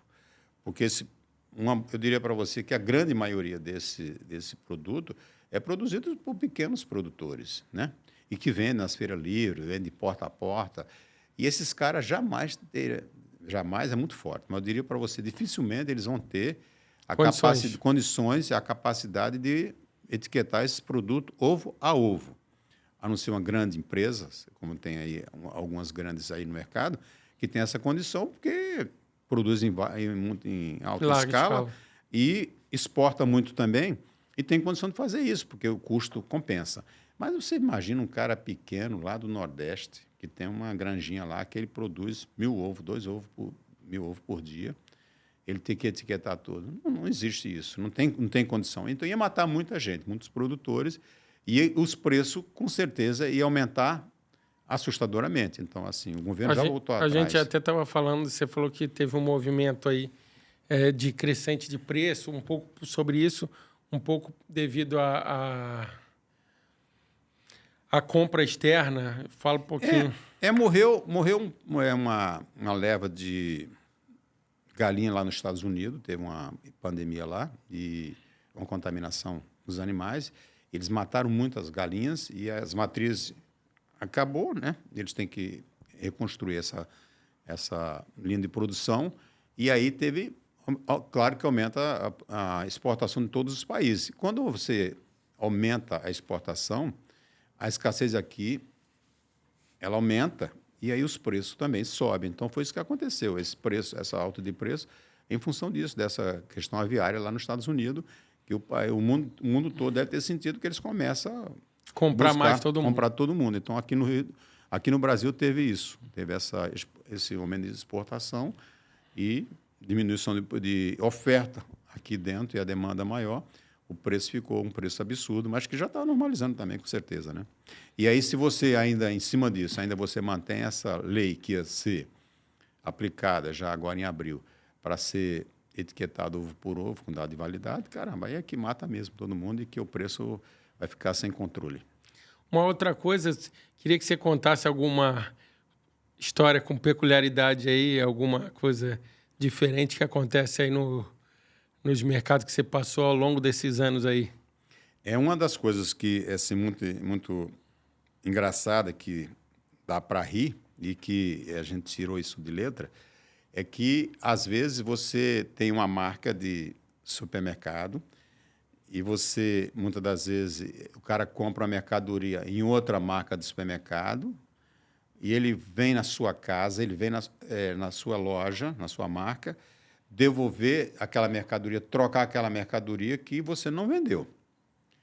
E aí você olha aquilo assim, cara, eu não vendo essa caneca preta aqui com essa marca Multi-Estúdio. Quem vende é a marca B ou marca C. E aí o que eu orientava as pessoas que cuidavam nessa época das empresas que eu trabalhei? Cara, se o cara chegar na nossa loja para trocar qualquer coisa, você tem que fazer 3 perguntas para ele. Primeiro, quer trocar pelo mesmo produto? Quer trocar por um produto diferente ou quer seu dinheiro de volta? E aí não importa se ele comprou na marca Z. O que importa é que ele veio na nossa loja, então ele deve ser cliente fiel da nossa loja. Isso não acontece todos os dias, com a quantidade de vezes. Isso não é uma frequência grande, então você está no lucro. É muito pequeno para você criar caso com aquele cara e dizer para ele, cara, me dá a nota fiscal. Aí, quando ele dá a nota fiscal, você vai identificar que ele não comprou o produto, mas com a etiqueta do mercado, a etiqueta que tem naquele produto, você já sabe que aquele produto não foi comprado na sua loja. Mas o que é que você tem que fazer? Você tem que reter aquele cliente na sua loja. Você troca produto, dá outro igual, dá um melhor, devolve o dinheiro dele, faz qualquer coisa. Esse cara se torna seu cliente para a vida inteira, porque, assim, cara, você fez o que ele queria que fizesse. Ele comprou a mercadoria, que ele achou que a mercadoria estava sem condição de consumo, voltou na sua loja, você atendeu ele, mesmo tendo comprado em outro lugar. E depois você pode falar, olha, o senhor não comprou essa mercadoria, essa carne aqui, mas eu estou trocando, não tem problema nenhum. O senhor é nosso cliente. Acabou. Ele deu preferência ao seu negócio. Porque quando ele vai na sua loja, você é a preferência dele. Isso custa muito barato para você fazer isso. E tem muitas varejas, às vezes, que não faz. Cria uma dificuldade enorme para trocar. Não só a varejo, de um modo geral, não só supermercado. Mas tem muitas lojas que você, às vezes, compra uma roupa e você vai trocar e, estava na promoção e eu não vou trocar essa roupa para você. Cara, está perdendo aquele cliente para sempre. E esse cara vai te divulgar hoje na rede social, então, vai divulgar a sua marca negativamente de uma maneira estrondosa. Então, cara, não perca tempo. O consumidor sempre tem razão, seja o que for. Sempre dê a sua razão para ele. Faça o que ele quer e acabou, e você vai sair ganhando.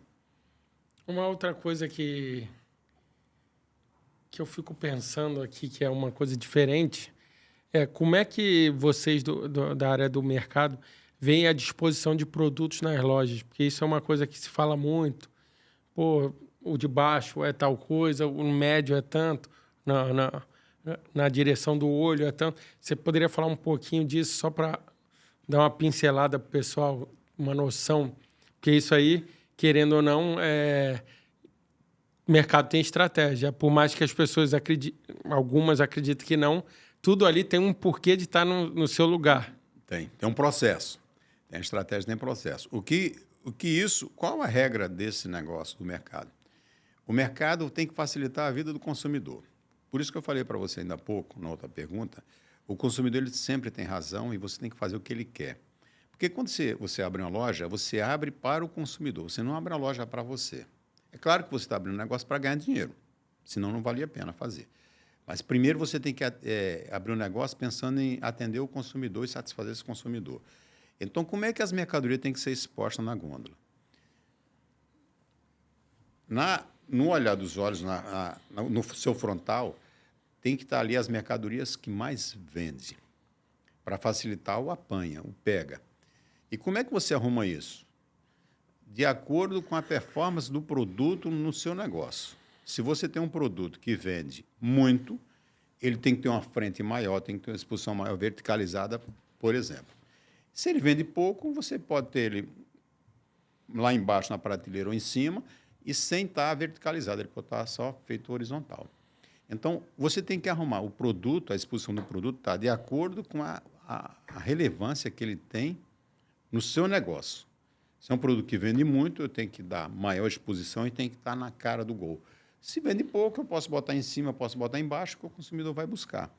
Mas sempre a jogada, a lição da vida, diz o seguinte, cara, eu tenho que fazer aquilo que facilita o consumidor, o que é justo.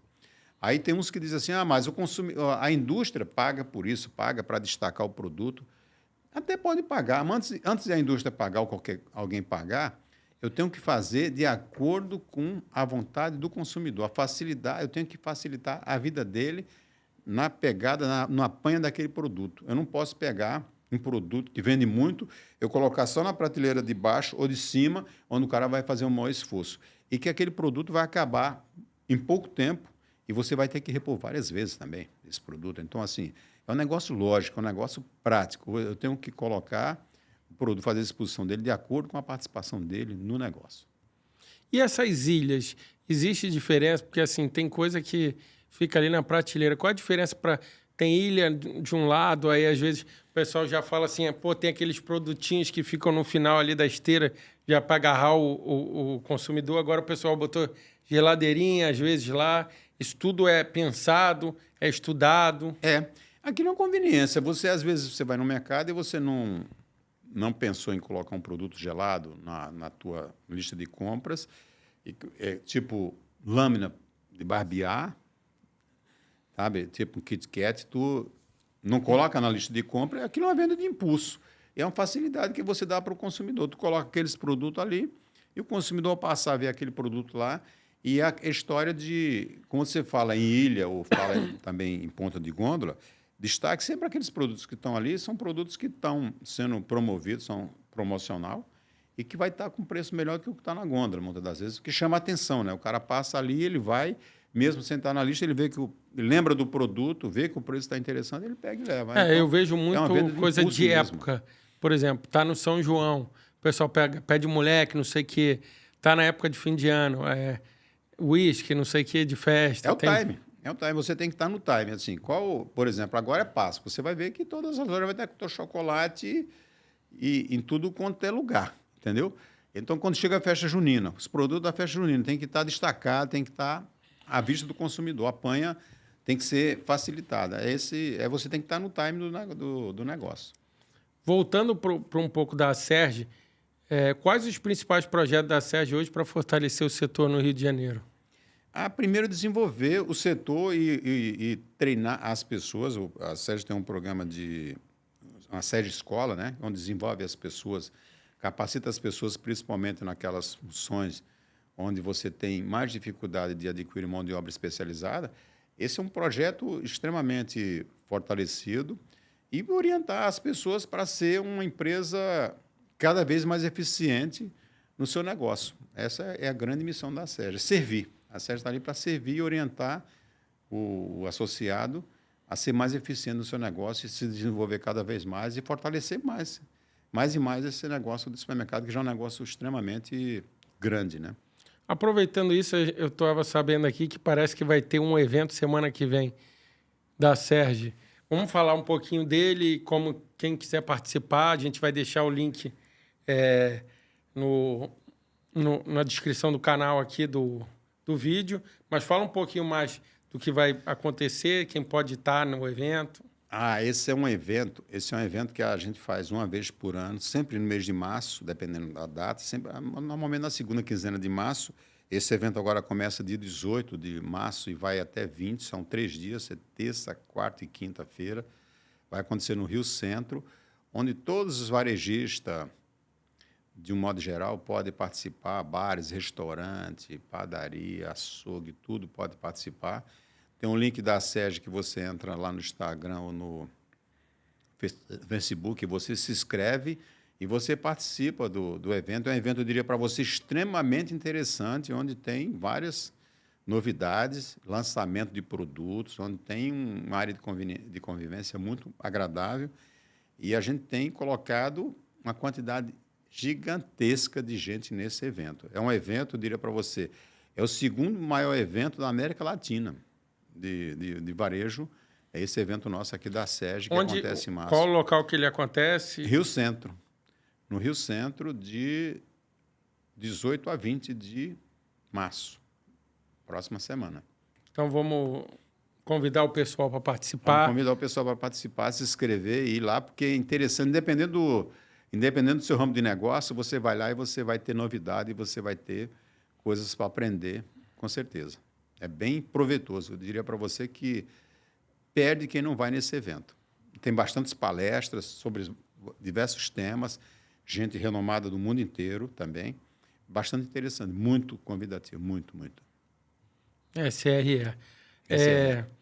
Como a associação tem apoiado o supermercado diante dos desafios econômicos e regulatórios?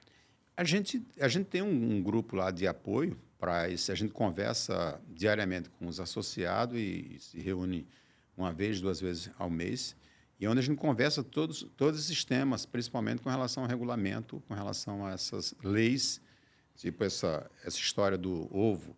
Nós discutimos a semana passada, que teve reunião lá do Conselho, e a gente está sempre orientando e apoiando e dando munição para o associado ser cada vez mais orientado e bem treinado para tornar o seu negócio cada vez mais dentro da regra do jogo, né? A regra que o governo estabelece. Como que você enxerga o futuro do setor nos próximos anos aí com essas evoluções, com essas fusões de marcas maiores, entrada de empresas como Seconsul, entre outras, essa mistura de nova e velha geração, tudo? Eu vejo isso de uma maneira muito, muito cristalina, principalmente quando a gente fala do Rio de Janeiro. O Rio de Janeiro, eu diria para você também que é um lugar, como eu falei para você, um lugar extremamente competitivo com relação a preço, promoções. É um estado muito promocionado. Com relação à empresa, o desenvolvimento para frente, é um desenvolvimento, eu diria para você que é um negócio seguro, porque no Rio de Janeiro, as empresas regionais, que a maioria são familiares, elas são extremamente fortes. Eu diria para você que é uma das mais fortes desse país. Nunca, em nenhum estado, talvez tenha uma regionalidade tão forte igual ao Rio de Janeiro. Porque você vê, as empresas multinacionais, você falou de Seconsul, a gente fala de Pão de Açúcar, fala de Carrefour, até pouco tempo falava de Walmart. Cassino, exatamente, que hoje é o grupo Pão de Açúcar, é Cassino, né? Esses caras, eu diria para você, no Rio de Janeiro, a participação deles é pequena. Se você comparar com o resto do país, é pequena. Então, assim, os regionais aqui, eles são muito bem resolvidos, eles operam muito bem, fazem muito bem o seu negócio, e eles não têm preocupação com as multinacionais, porque as multinacionais, elas têm seus compliance, têm suas dificuldades, e assim, e a agilidade deles é menor. Então, os regionais são muito ágeis, eles resolvem, eles mudam a prática deles de um dia para a noite, e assim, são muito eficientes e muito bem-sucedidos. Então, eu diria para você, vejo um mar calmo pela frente para esse varejo regional, e também as multinacionais que estão aqui vão continuar, mas assim, eles não têm a participação que têm em outros estados. Uma outra dúvida é, acabou que a gente passou um pouco e não falou, depois que criaram o Pix, você acha que isso mudou alguma coisa? Isso acelerou alguns processos? Isso melhorou para o mercado ou não? Porque, querendo ou não, antes era mais dinheiro e cartão de crédito, né? Isso. E com isso, hoje, o Pix acabou dando uma acelerada em algumas coisas. Você acha que isso melhorou para fluxo de caixa ou para algum tipo de diferença no mercado em geral? Melhorou muito. Isso foi uma solução extremamente agradável para o varejo de modo geral, porque antes tinha a questão de dinheiro, que a maioria tinha preocupação de andar com dinheiro, e não sei se você sabe, dinheiro custa dinheiro para o supermercado, porque você, quando recebe dinheiro, você tem que contratar carro forte, tem que contratar seguros, e isso custa mais caro para você fazer esse transporte desse dinheiro. Com a vinda do Pix, tinha o cartão de crédito, que ele é crescente também, que tem uma participação bastante relevante já no mercado, mas o Pix veio para resolver a situação de dinheiro, porque assim, você vê todo mundo com Pix, e às vezes o cara não tem nem onde cair morto, mas ele tem um Pix, ele vai no mercado e paga com Pix, tudo quanto é lugar, paga em Pix. A facilidade é muito grande. Eu diria para você que isso foi uma alternativa extremamente favorável para o varejo de modo geral. Tem a questão dos cartões clonagem de cartão de crédito, que também é forte no mercado. Isso veio também diminuir um pouco essa questão. Porque muita gente acabou indo para o Pix, né? E aumentou o fluxo de caixa. Muito. Porque Pix é dinheiro, querendo ou não. Caramba, é dinheiro na veia, né? Então, assim, bastante assim, foi uma saída genial. Eu diria para você que isso resolveu muitas questões, principalmente com relação a transporte de dinheiro, né? Uma coisa que a gente não falou é que, com o tempo, começou aumentando o uso de self-checkout em algumas lojas. Isso não é ainda em todos os mercados, mas é aquelas 3, 4 caixas onde você mesmo passa e tal. Como que foi essa evolução aí? E se você acha que isso vai diminuir mais os caixas com as pessoas, ou você acha que vai ficar meio a meio? Fica meio a meio, porque assim, quando você coloca, eu diria para você que isso hoje é um negócio corriqueiro já. Eu diria para você que dificilmente você vai ver uma loja sendo inaugurada hoje que não tenha o self-checkout. Eu diria para você que é quase impossível você hoje inaugurar uma loja que, por menor que seja, que não tenha um self-checkout, porque isso já virou tradição. A diminuição de pessoas é muito pequena, porque ali também você, dependendo do número de caixas self-checkouts que você coloque, você tem que ter uma pessoa ali para orientar. Não sei se você já percebeu, tem sempre uma mocinha lá, um operador ali por perto para auxiliar, porque tem muita gente que ainda tem dificuldade, principalmente as pessoas de idade. Eu diria para você que essa moda já pegou já há muito tempo. Eu diria hoje para você que isso já está no sangue do consumidor e do varejo, operar com essa novidade aí, que é uma tecnologia que veio para ficar. E uma coisa que eu estava vendo aqui são as datas que são bem lucrativas para os mercados. Elas seriam Natal, Páscoa, Black Friday, Carnaval. Elas têm alguma programação especial além de produto? Isso é uma coisa pensada com o tempo? Diria para você que isso é um negócio muito pensado e muito bem planejado. Hoje, todos esses calendários já estão no planejamento das empresas com relação à mídia, com relação à compra, com relação à preparação de loja, porque você tem que colocar a loja com a cara do carnaval, por exemplo. Agora, acabamos o carnaval. Antes já saiu o carnaval, você já está vendo, já entrou Páscoa, né? Já começou Páscoa. A loja está sendo arrumada. Eu tive uma loja aqui e a loja estava com Páscoa já arrumada. Então, assim, Então, as lojas têm os temas no calendário delas, que isso já está na programação de mídia, na programação de compras, com relação à operação, de um modo geral. Isso é um negócio que está no sangue já, você Black Friday. Você tem que planejar isso antes, você tem que comprar mercadoria para tal, porque senão você vai ficar para trás. Esse já está no planejamento, é um calendário já fixo de todo o varejo, de um modo geral. E da indústria também. Uma outra coisa seria a parte de mídia. Como é que você viu, ou que você pegou a transição da adoção agora, ainda mais da pandemia para cá, dessa parte de mídia e comunicação com as redes sociais e essa parte em geral? Porque, querendo ou não, todo mundo teve que ter que se mexer, né? Porque a mídia social ela aproximou um pouco mais o cliente e, consequentemente, o mercado teve que ter mais áreas que ele talvez não trabalhasse lá atrás. Então, isso afetou alguma coisa em fluxograma de trabalho, em relações versus cliente e produto, que nem a gente falou, hoje afeta mais. Se o cara não quer trocar o produto, o cara vai para a rede social.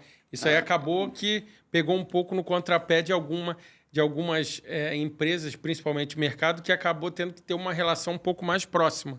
Com certeza. Isso foi uma evolução enorme. Eu diria para você o seguinte, esse negócio da mídia social, as mídias alternativas que você está falando, isso cresceu de uma maneira assustadora. Eu vou dar um exemplo. Quando eu montei a Rede Uno lá em 2017, 2018, por aí, as agências, na época, já falavam sobre essa mídia e, para mim, na época, liberar uma verba exclusiva para esse segmento. Assim, digamos que eu investia X mil reais lá em TV aberta, que ainda é, até hoje, o maior percentual. Mas, olha, desse percentual aqui, desse valor aqui, vamos tirar um percentual de 10%, na época falava em 10%, em 15% para esse segmento, que esse é um negócio que vai crescer muito e é injeção na veia. Eles falavam, injeção na veia. O cara, de onde ele estiver, ele acessa isso aqui e ele vai ver tua mídia e ele vai no seu negócio.